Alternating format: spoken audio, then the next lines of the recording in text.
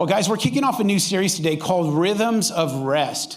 Rhythms of Rest. I remember as a young kid, I don't know about you, but I hated taking a nap. Is there anybody out there that felt that way? Every time my mom was like, it's time to take a nap, I would get really like intellectual, and start having these really deep conversations with her about toys, and she'd be like, yeah, that's cute, kid. It's nap time, And I hated that. And it was even worse at night when my parents had friends over. How many of you remember those days? They made you go to bed and you can hear the TV on and they're laughing. And you're like, man, they're out there and I'm in here. This is torture, right? And so I realized that in life, many of us, that has translated and carried over into our adult life. We do not like to rest. We don't like to take a break. We do not like to slow down. But there's something that the parents, young parents, understand about their children. That if they don't get that nap, if they don't go to bed on time, what happens? It turns into a breakdown or a meltdown, right? And you need to understand something, that in our lives, the same thing can happen to us. And so I want to take you to a passage today, a very familiar passage in Psalm 23 that many of you probably have memorized, but maybe you didn't see this, okay, when we're talking about rhythms of rest today. It says, the Lord is my shepherd, I shall not want. Man, that is great. Thank you, Jesus. Thank you, God, for being our shepherd. But he says this, he makes me to lie down in green pastures. Often I had read that passage and thought, wow, he provides a green pasture for me to lay down. And that's not what he's saying at all. It says that he makes me to lie down. And there's something in me as I was reading that, it reminded me of being that young kid. I don't want to lay down. I don't want to rest. I don't want to take a break, and I certainly don't want to slow down. I got this need for speed, man. How many of you do life and you go fast? You go hard at it. You work hard. You play hard. Yeah. And so a lot of us with our cultural, norms, we have this aversion to actually resting. And today I believe that God wants to shake that up a little bit. And we're going to be talking about the rhythms of rest being added to our lives, because what God does as a good shepherd is that he makes us to lie down because he knows what's best for us. Just as mom and dad knew what was best for us, they made us take a nap. They made us to lie down. Well, a good shepherd does the same thing, and so does God. Because the reality is that people that refuse to rest eventually break, church. People break emotionally. They break physically. Others break morally. Have you known somebody who's had a moral failure? And then or you've heard of somebody who's had a moral failure, and then you listen to their story, most often it's going to be like this. I was just going too hard. I was going too hard. I didn't realize my life was so chaotic. It was so out of pace. And I just became so out of touch. And I didn't even know what I was doing. And the next thing you know, I just blew it. See, people that refuse to rest will have a meltdown. They will have a breakdown.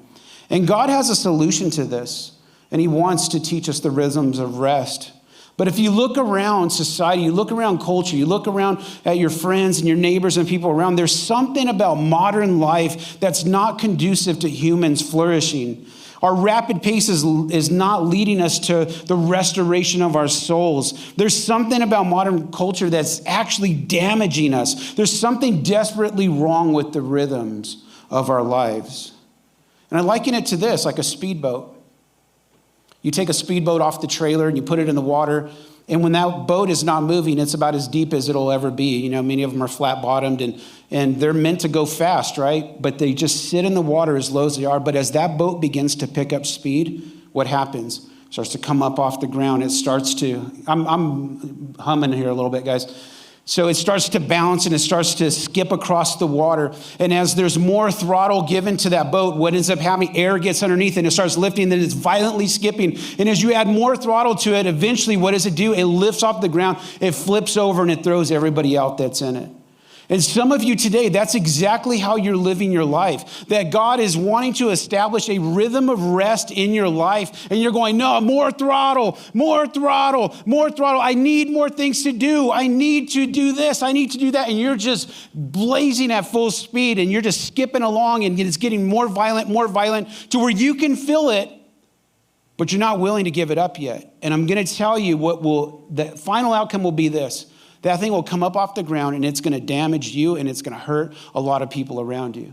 See, when people break, it doesn't just affect them, it breaks and it affects the people that are around them, those that are in the household, those that are close. I don't know if you've ever been in a family where there's been a divorce between somebody, but it doesn't just hurt the people that got divorced, it hurts the family too. We actually kind of liked her. We liked when she came over for Thanksgiving. We actually, as a matter of fact, liked her better than you, and now she's ripped away as well. There's a lot of tearing and a lot of pain that happens when people refuse to slow down and when they finally land in this place where they break. And this is something that you need to see today, that speed is the enemy of depth. That speed is the enemy of depth. And see, what we're lacking today as a people is deep people. We're lacking deep people because we don't know how to slow down. So there's this shallowness about people today. We're moving at a fast pace. We're in proximity to one another, but we're moving so fast that there's very little depth to us as a people.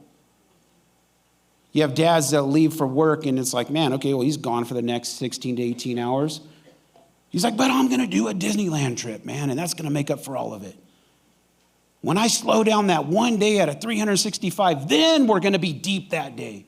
No, there's a shallowness. And there's a shallowness in marriages because we're just going to work and we're paying bills and we're doing this and we're dropping kids off at practices and we're picking people up. And then you find yourself 20, 30 years later going like, oh, who are you? I don't know you. There's no depth to your relationships because you're just going fast. You're just going fast, and speed is the enemy of depth. See, I constantly hear this or consistently hear this as a pastor. I want to go deeper with God, Pastor. I want to go deeper. I want to know him more. I want to grow in my faith. And you know what they do is they start adding spiritual things to an already chaotic schedule. So then all of a sudden it's like, oh, well, I'm going to get up even earlier. Now I'm going to read because I got inspired at church. And now I kind of feel guilty because I was told that I need to read my word. And I know I don't do that. So I'm going to stay up later too to read my word. And then I'm going to serve. So I'm going to show up to church. And I'm going to serve not just one service too, because if I do two, they'll really like me. Because after all, you're the one that always goes above and beyond everywhere you go. So you've got this really chaotic schedule, and now you start adding godly things or supposedly God kind of stuff to your schedule. And then when you finally break, here's the thing, is you go, it was the church. It was God's people that hurt me, that broke me. God is the one to blame. And here's the reality is that no, he's not at all the one to blame. Is that you wouldn't take anything off the table. You just kept adding things in the name of the Lord. And what is it? Speed is the enemy of depth. So then you end up with this shallow feeling relationship with God. Like, I don't know if God even exists anymore. I prayed. I did the whole church thing. But you didn't take anything off the table. You didn't slow down. You just added church onto it. I hope that I'm making sense to somebody here today. Yeah, come on. So people are breaking, pastors are breaking, families are breaking, young people are breaking. And listen, church, it's obvious if you look around that what we're doing is not working.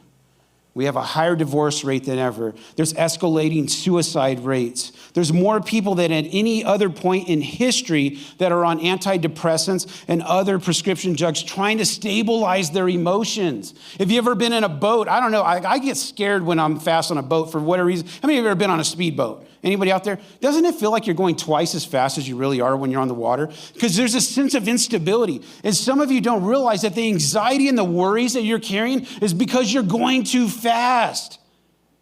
Everything's coming so fast and it's so unstable. And as it goes faster and faster, you're becoming more scared that you're going to lose it. As you build a bigger business, then it's like, man, like I can't lose all this. Look what we built. As the relationship, progresses, it's like, wow, I like this relationship. And in order to keep this, I guess I got to stay at this pace. And there's this fear of losing everything because you're going too fast. And that's what we see in society. People are going so fast. We're teaching our kids to do the same thing.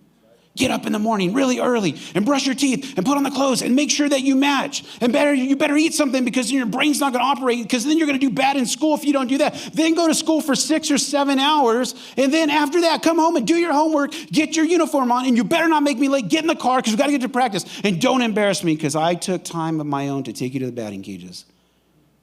And you better play good this weekend. And these little kids and these teenagers are overwhelmed because what we've done is we're living an out of like just a chaotic life, out of control, full throttle type life. And we're teaching this generation that that's what they need to do as well. So that's why we have these young kids with suicidal tendencies, emotional duress, psychological issues going on, because what we're doing is we're perpetuating the same problems. That you and I are taking our lifestyle and we're projecting it onto our kids. And listen, our kids are not going to question what we do. They're just going to do what we do. So modern life, it's erratic. This pace, it's breaking people. We see that there's increased cases of hypertension, back pain, tension headaches, migraines, hormonal issues, autoimmune diseases, unexplainable physical pain, and psychological conditions. This has become the norm. You talk to almost anybody, and it's like they've got something going on. Man, I've had headaches forever, and man, I got all this tension in the back of my neck, and I don't know why. It's the speed. It's the chaos of your life. You're not slowing down. So let me give you a dose of truth. Is that this life was never meant to be lived at full throttle and used as a battering ram to break through the barriers of life on your own. Some of you have used your life as a fine-tuned engine and a battering ram, which are things that are very, very strong and indestructible. But what we realize is that the Bible never attributes power and indestructibility to humanity. Those are attributes that are reserved for God and God alone. The Bible actually talks about you and I being fragile and delicate.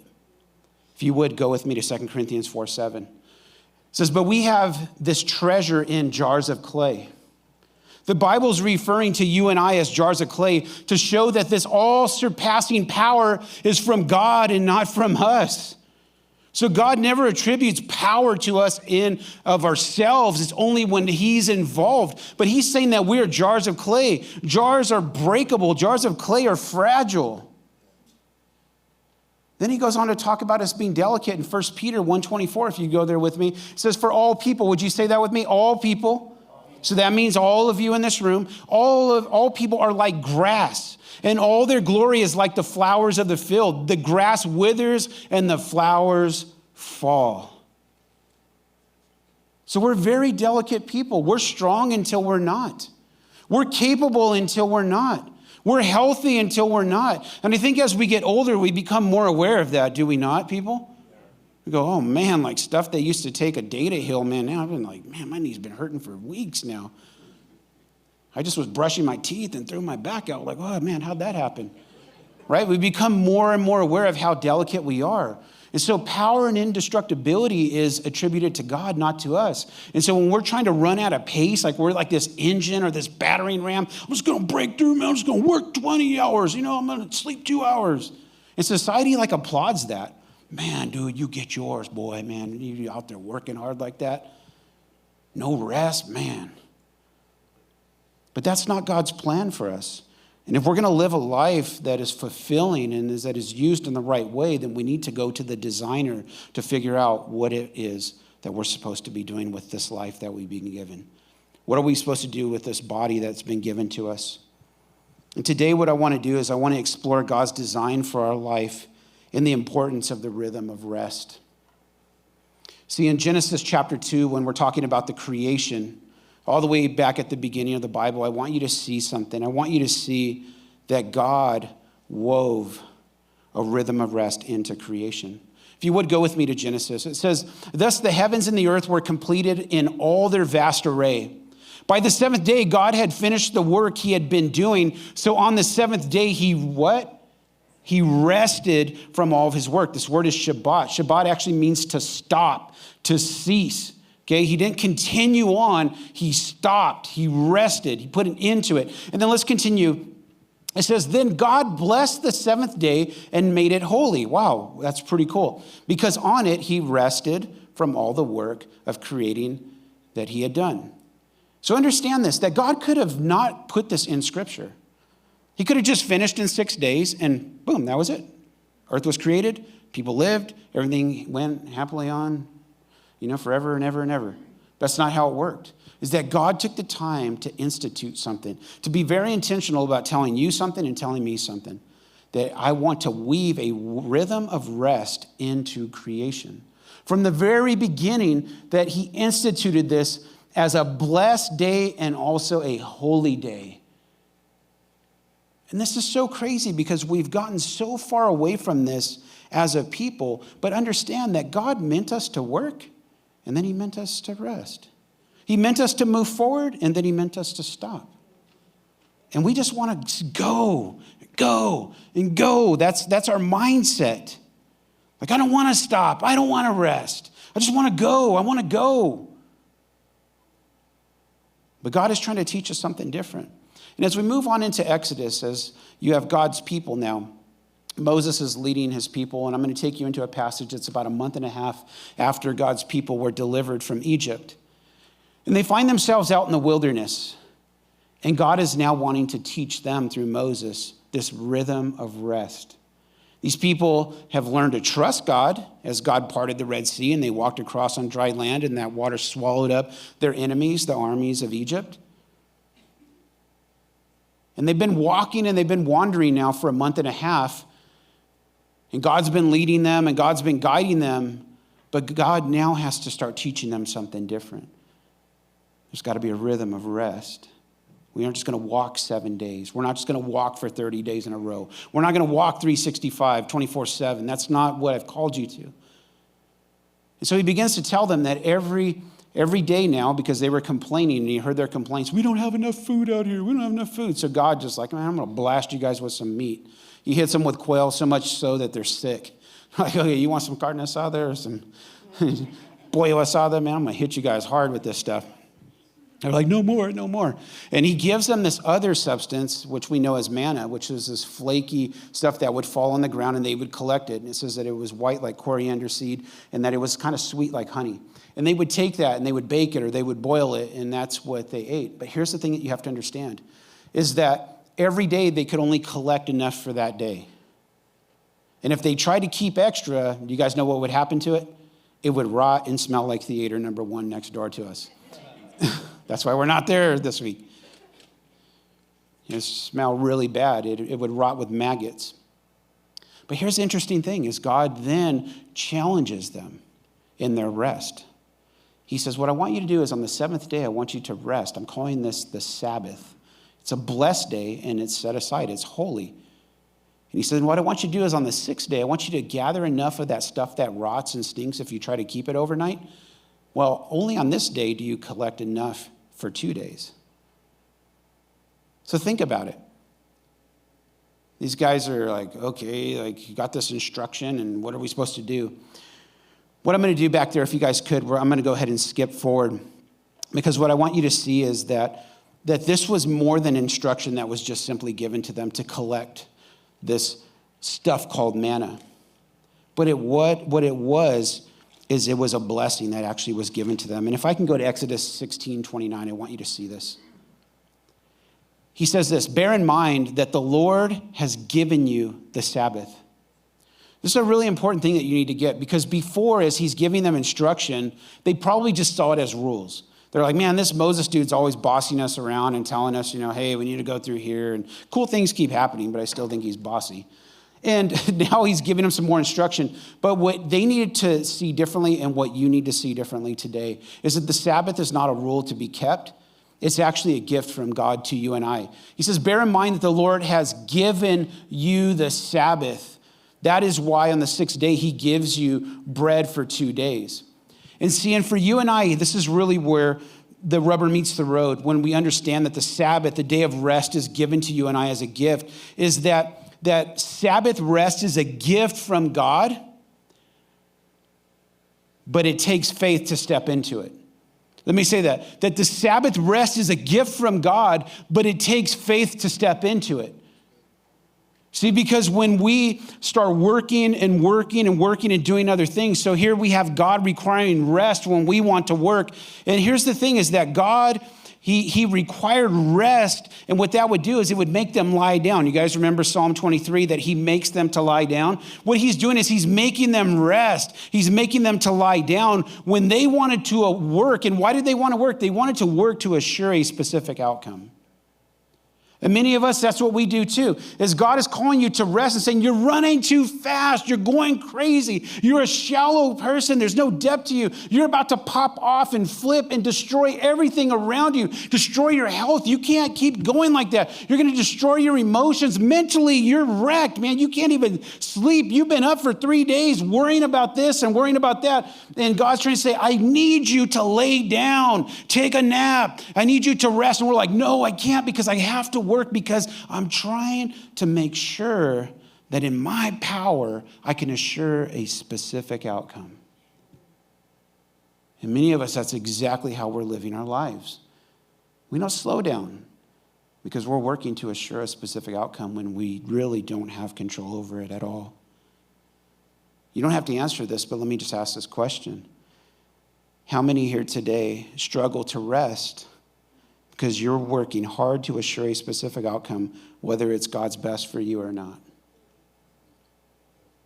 It's a deep question that we all need to ask ourselves. So understanding that rest is woven into creation, and without it, life becomes chaos.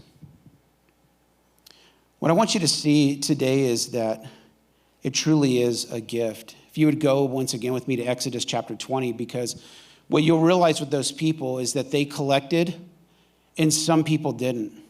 And you know what they did is they showed up on the seventh day looking for manna, and there was none. And that's how a lot of people live their life today, is that they're doing things that are really not paying off. I remember running a business for a lot of years, and this was really hard because I didn't want to take breaks. I wanted to be on it, wanted to be on my game. And I realized that in probably the last 3 years of about 13, 14 years of being in business, I finally got it right. I started taking a rest day. Didn't pick up the phone. And I realized that God was working on it behind the scenes. And he worked it all out. And for some of you, this is what I need you to understand, is that when he comes into this, because the people wouldn't rest, it turned in from a rhythm, it turned into a rule. And just 4 chapters later, from Exodus 16 to Exodus 20, now God's having to deal with them differently. First, he invited them to the Sabbath, and then he had to make a rule. And in this passage, for some of you that know the scriptures, you'll understand that this was one of the 10 commandments. So it went from a welcome into rest to a rule of rest. And listen to what it says. It says, remember the Sabbath day by keeping it holy.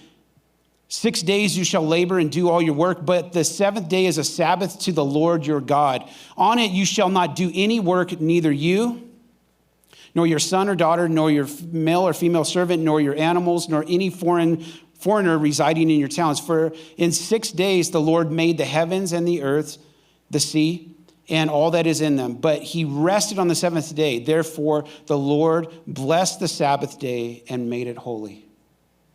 Are you seeing how it went from a rhythm to a rule? Now it's this was punishable by death to not maintain the rule. And we'll get deeper into this in the weeks to come. But what I want you to understand is, and let me just be clear about this, that the Sabbath through the cross is not about a day.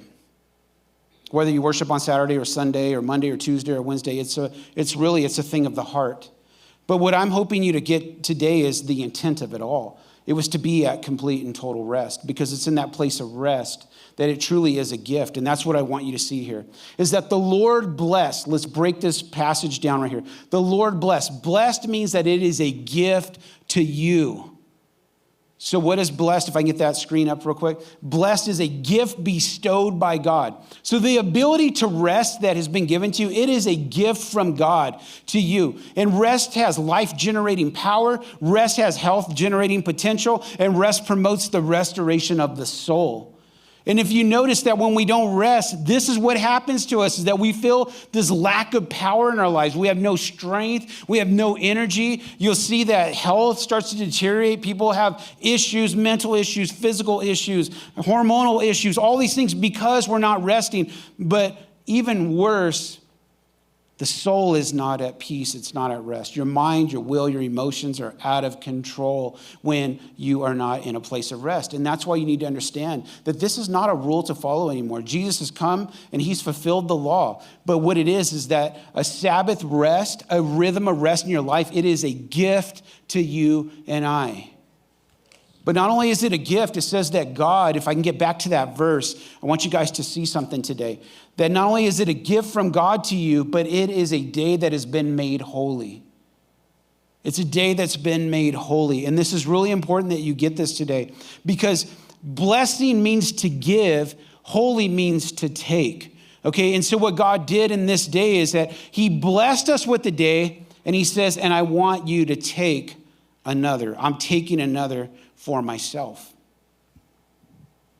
And what he's doing is he's saying is I'm taking this day out of common circulation is really what he's saying. Let me put some meat on these bones. So 26 years ago, Veronica and I, as two 20-year-old kids, stood at an altar before a priest, before our families and our friends. And we engaged in what they call holy matrimony, right? Holy matrimony. We married one another. And so what happened that day through our covenant between us, before God and before our families, is I took Veronica out of common circulation. And she took me out of common circulation. So those of you that are single in this place, you can date all the other single girls, but you can't date her because I've taken her out of common circulation. Are you guys understanding this? She's taken me out of common circulation. So in the same way, what God is saying here is that this day has been made holy. I've taken a day out of common circulation, that you can do all the other things that you want to do for 6 days. You can work for 72 hours in a row. You could do whatever you want. You could do basketball, you can do football, you can ride motorcycles, you can craft, you can do whatever you want. But what he's saying is, I want there to be a time that you take out of common circulation for me. And this is the way that he's designed it. So the Sabbath is God adding to us by taking a day out of common circulation. Are you guys seeing this today? So this is not about rules. It's not even really about the day. It's about the heartbeat of saying, God, I'm going to surrender time. I'm going to surrender something to you. I'm going to let you add to me by taking this thing offline, that nobody else gets to touch this time. I want you to know that I believe that it pleases the heart of God that you're in his house this morning. You could have been doing anything else. You could have been anywhere else. You could be at Costco. You could be in a restaurant. You could be sleeping in. You could be at a ball game, but you're here in his house. You have taken this time out of common circulation, and you have come to his house to worship him, to know him deeper, to hear from his word. I believe that I believe that it honors him. And so that's what we're doing, is that we're taking time out of common circulation with the intent that God will pour into us, and he'll feed us, and he'll restore us if we'll allow him to. See, I've spent a lot of my own time in life, and I have a lot of transparent moments with you guys. I pastor this church, but I see you as my family. And one of the hardest transitions is I've entered into full-time ministry this year. And after being in the workforce for 27 years, running a crazy schedule and being bivocational when it came to ministry. So ministry, work, family, and that meant a lot of early mornings and a lot of late nights and no days off. And so here I come into full-time ministry, and somebody asked me, hey, how you doing, man? You excited? And I'm like, I feel like a fish out of water. And this really has been a revelation to me, and I hope to you. Is I didn't realize how addicted I was to speed. I'm not talking about methamphetamines. I'm talking about speed. This addiction to going fast. This addiction to, this pace and crazy. And then here I find myself like, oh, okay, now I don't work in the workforce. And now what does it look like to get up and do church stuff in the day when I'm used to doing church stuff in the night? And what does it mean to do church stuff in the week when I'm used to only doing church stuff on the weekends? And I didn't realize that that's why this has been a difficult transition for me, because there's a breaking that's happening. And I mean like a breaking. And what I do know is this, is that it's bringing a different depth to me as a person, as a husband, as a father, as a minister, because remember, speed is the enemy of depth. And so when we begin to slow down, there's a depth that comes into our lives. So what I didn't realize, there were two motivating factors. One was anxiety, that if I stop, if I'm still, is God going to really take care of me? And the other was ego. I like doing it my way. And so those were two motivators, and those are things that I've had to kind of let die. I've had to work those things out. And I want you to see that in creation, God, in a way that he's woven, right, rest into creation. Some of you may not even realize this, but do you realize that you spend a third of your life asleep? Because some of you are like, well, I don't know if I'll believe all that. Well, you'll believe this when you understand that God has woven rest into our lives. You sleep for a third of your life. It's kind of a crazy thought when you think about it, because some of us, we live our lives, those that are addicted to, the chaotic paces. We think like, oh, I'm the captain of my life, man. I am the one that's in control of my destiny, right? You live that way, and then you're like, oh, man, I'm so tired. And you get some rest. Like, you're that much in control that this sleep makes you it has more power over you than you realize. If you want to torture somebody, don't let them sleep for a couple of days. They start seeing hallucinations and visions and things that aren't even there. And God in some way has done that. He's designed this life to show you how dependent you really are, to show me how dependent I really am. Think about this. Here you are, captain of your own destiny, captain of your dreams, captain of the ship. You are in control, but yet you spend a third of your life asleep, defenseless, and unconscious. Do you realize that? That God has created you to power down at a certain time of the night. So here you are, you think man, I'm in control, man. I know what's up. I know what's best for my life. And you're gone for 8 hours. But there's something that I need you to hear today, and I want you to know this, that when it comes to the rhythms of rest, really what it is, God is trying to establish a couple of things with you. That you can trust him, that he cares for you, he's going to take care of you, and his eyes are upon you. Let me end with this passage. I believe it will encourage you. Psalm 121, 3 through 7 says this: he will not let your foot slip. He who watches over you will not slumber. Indeed, he who watches over Israel will neither slumber nor sleep. So when he looks at you and he goes, okay, captain of your own destiny, he tucks you in. Let me tuck you in, captain. Come on. Oh, sleep tight. You good? And what God is saying is that while you're sleeping, I'm still awake. And while you're worrying, I'm still on the scene. And while you're going memes and snoring and drooling all over your pillow, I'm still here. I'm still here. Let's continue. The Lord watches over you. The Lord is your shade at your right hand. The sun will not harm you by day, nor the moon by night. The Lord will keep you from all harm. He will watch over your life. So for some of you today that are having a hard time powering down, slowing down, pulling the throttle back for greater depth, I encourage you to start taking some steps.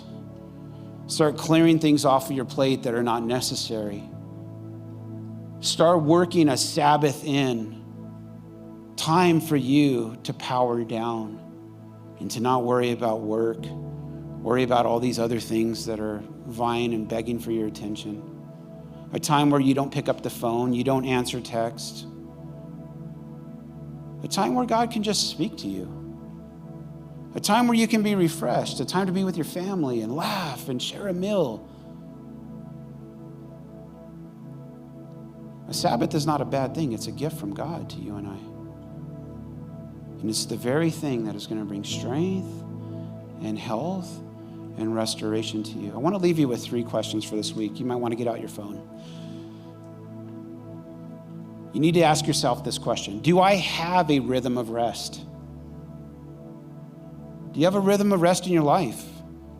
For some of you, maybe you do. And for the others of you, man, you're speedboat, man, you're throttled out. Ask yourself that though. Do I have a rhythm of rest? Ask your spouse, ask your friends, ask your family, man, does it seem like I have a rhythm of rest in my life? They'll be honest with you. Number 2 is, do I have a day that I've taken out of common circulation so God can pour into me? Is there a day that you've set aside? Obviously, you guys are here and you have. But is this something that's consistent? It's a question that you can only answer. Number 3, what am I trying to control that I must trust God with? What is it that you're wanting to hang on to? I'm like, can't rest because I'm trying to make this thing work. I'm trying to finish this thing. God, I'll rest after. But you know you won't. What is it that you need to trust him with? What is it that you're trying to control? What are you hanging on to today? And I want to encourage you to journal this out this week. Get alone with God and just say, God, I don't know how to do this. I don't know how to do this, but would you teach me? And he's going to teach you. I promise you. Did God speak to you today, church? It's so good.